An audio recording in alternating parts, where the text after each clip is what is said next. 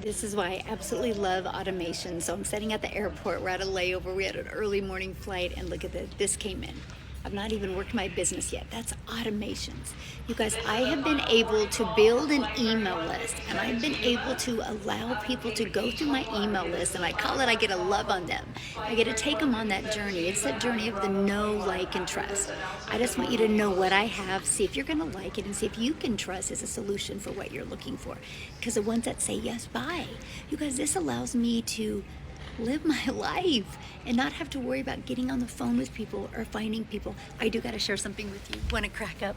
Look, they're sleeping. Oh my gosh. Anyway, you guys, I'm just telling you what automations are where it's at. It is what's given me my freedom. I no longer feel like I'm on a hamster wheel. I no longer got to get on the phone with people to make money. So if you want to learn more about this process, this proven process that I've followed that took me from stressed and overwhelmed to learning the skills to make daily pay, put ready in the comments because I'd absolutely love to share with you.